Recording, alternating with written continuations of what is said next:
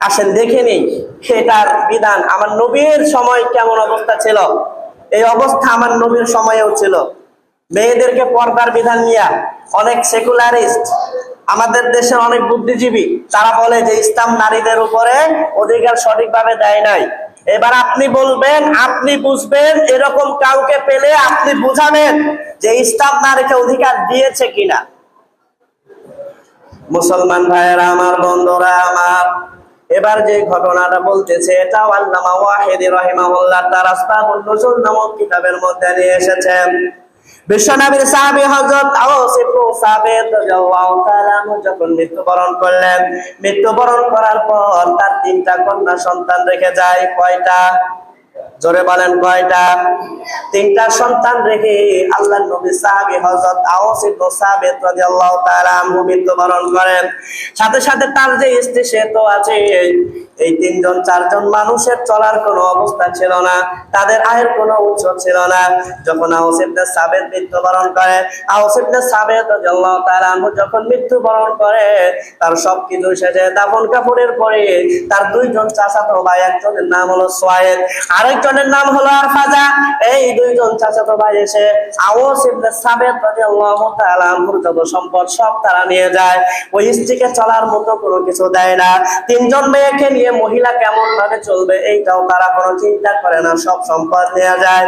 তার কারণ হলো জাহেলি যুগের নিয়ম ছিল, ওই সময়ে শুধুমাত্র যারা প্রাপ্ত বয়স্ক পুরুষ তারাই মিরাজ পাবে, মহিলারাও মিরাজ পাবে না, এবং নাবালেগ সন্তান যারা আছে তারাও কোনো মিরাজ পাবে না।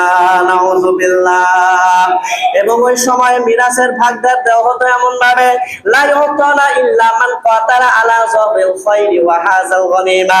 ওই সময় নীতি ছিল একটাই, মিরাজ পাবে শুধুমাত্র সেই ব্যক্তি যেই ব্যক্তি ঘোড়ার পিঠে উঠে যুদ্ধ করে, যেই ব্যক্তি ঘোড়ার পিঠে উঠে যুদ্ধ করার পর গনিমত অর্জন করে, শুধুমাত্র সেই মিরাজ পাবে, আর কেউ পাবে না। নাউযুবিল্লাহ। এবার বলেন, মহিলারা যদি যুদ্ধক্ষেত্রে যায় কতটা ফলাফল আপনার পক্ষে আসতে পারে? অথবা ছোট বাচ্চা, নাবালেগ বাচ্চা, সে যদি যুদ্ধে যায় সে কতটা উপকার দিবে? বংশে বংশে লাগলো, পরিবারে পরিবারে ঝগড়া লাগলো, ছোট বাচ্চারা কতটুকু উপকার দিবে, নারীরা কতটুকু উপকার দিবে? যুক্তি ঠিক আছে তো? এরা কোনো যুদ্ধক্ষেত্রেও কাজে লাগবে না, মেয়েরাও লাগবে না, ছোট ছোট বাচ্চারাও লাগবে না।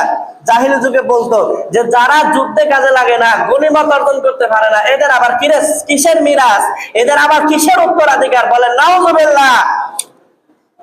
তাহলে এই যে জাহিলি যুগে যে অবস্থাটা ছিল, দেখেন এই অবস্থায় নারীদের অধিকার ছিল কিনা? নারীদের অধিকার ঠিক ছিল কিনা? ছিল না। কারণ কি? যুদ্ধ না করতে পারলে তারা মিরাজ দিবে না, তাদের কথা ছিল এমন।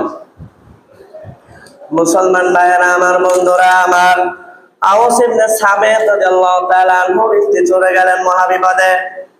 3টা কন্যা সন্তান নিয়ে তিনি বিপদে পড়ে গেলেন। এই 3টা কন্যা সন্তানকে লালন পালন করা থেকে শুরু করে বিবাহ পর্যন্ত অনেক খরচ আছে না নাই?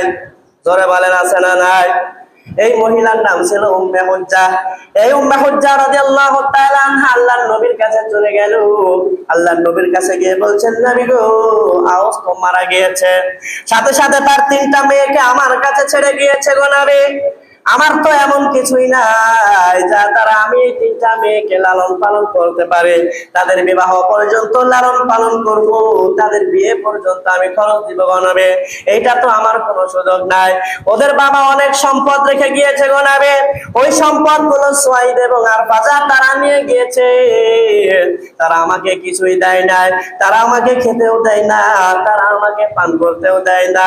আমার মেয়ে 2টা, আমার যে 3টা মেয়ে রয়েছে, এই 3টা মেয়ের জন্য তারা কোনো সহমর্মিতাও দেখায় না, তারা কোনো সম্পদই দেখায় না, তারা সান্ত্বনাও দেয় না, তারা কোনো খোঁজ খবর রাখে না।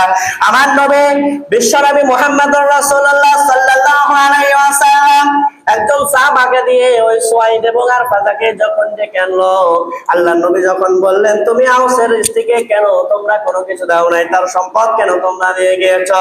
সুয়াইদ এবং আরফাজা মিলে আমার নবীকে বললেন, নবী গো ওয়ালা দুহা লা ইয়ারকাবু আলা ফারাসিন, নবী গো এই মহিলার এমন সন্তান রয়েছে, এই সন্তানগুলো তো ঘোড়ার পিঠে ওঠে না, ওয়ালা ইয়াহমিলু কালাআন, এই সব মহিলার সন্তানগুলো তো ঘাসও কাটে না, এই মহিলার সন্তানগুলো তো ওয়ালা ইয়ানকিউ আদওয়ান, শত্রুদেরকেও প্রতিহত করতে পারে না। নাউজুবিল্লাহ। আল্লাহর নবীকে কি বললেন, নবী আপনি যেদেরকে দিতে বলতেছেন এরা তো ঘোড়ার পিঠে উঠে না, মানে যুদ্ধ করে না, ওয়ালা ইয়াহমিলু কালাআন, এরা তো কোনো ঘাস পর্যন্ত কাটে না, ওয়ালা ইয়ানকিউ আদওয়ান, নবী গো এরা তো কোনো শত্রুকেও প্রতিহত করতে পারে না।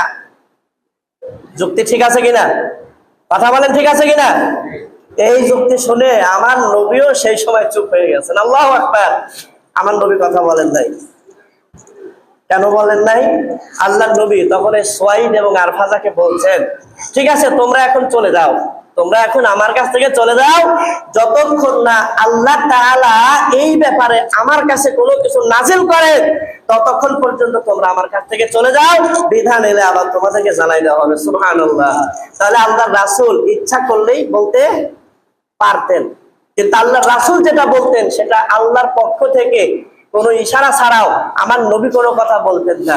এই জন্য আমার নবী কি বললেন, রাসূল সাল্লাল্লাহু আলাইহি ওয়াসাল্লাম বললেন তোমরা চলে যাও যতক্ষণ না আল্লাহ তাআলা কোনো কিছু নাজিল করে দেয়। তারা চলে যায়।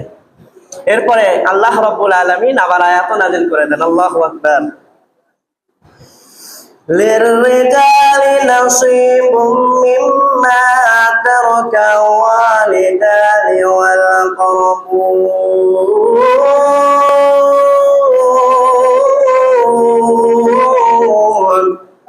মুসলমান ভাইরা আমার, বন্ধুরা আমার, আল্লাহ রাব্বুল আলামিন আয়াত নাযিল করে দিলেন, পৃথিবীবাসী তোমরা শুনে নাও, তোমাদের আত্মীয় স্বজন এবং তোমাদের মা বাবা মারা যাওয়ার সময় যে পরিত্যক্ত সম্পদ রেখে যাবে, এই পরিত্যক্ত সম্পদের মধ্যে পুরুষের অংশ আছে।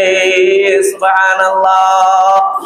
এবার তো বলবেন হুজুর পুরুষের কথা তো বললো, মহিলার কথা তো বললো না, তাহলে মহিলা আবার মিরাজ কিভাবে পায় নাকি?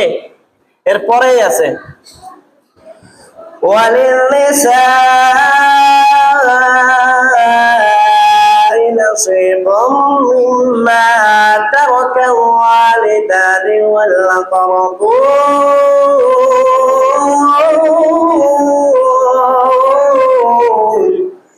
মুসলমান ভাইরা আমার, বন্ধুরা আমার, আল্লাহ রাব্বুল আলামিন প্রথমে বললেন মা বাবা এবং আত্মীয় স্বজন যারা মারা যাবে তারা যে সম্পদ রেখে যাবে এই মিরাসের মধ্যে পুরুষদের অংশ আছে। পরের বারে আল্লাহ রাব্বুল আলামিন বললেন আত্মীয় স্বজন এবং মা বাবা যে সম্পদ রেখে মৃত্যুবরণ করবে ওই সম্পদের মধ্যে নারীদের অধিকার আছে। সুবহানাল্লাহ। তাহলে দেখেন, এবার যে আপনি বলবেন যে আমার বাবা দেয়া যায় না, আর কোনো সুযোগ নাই। পরিবারের যখন যে বড় ভাই থাকবেন তখন নিজ দায়িত্বে বোনদের অংশগুলো দিয়ে দিয়েন। এই বোনদের অংশ যে আপনি রেখে দিবেন, আপনি হারাম কাজ করলেন। জমি রেখে দিয়েছেন, ওখান থেকে আবাদ করে খাবেন, আপনি হারাম খাবেন। ওই জমি বিক্রি করে আপনি বাড়ি করছেন, মার্কেট করছেন, দোকান করছেন, ওটাও হারাম হয়ে যাবে। তাহলে এই বোনের সম্পদ এটাও দিয়ে দেওয়া দরকার আছে না নাই? জোরে বলেন আছে না নাই?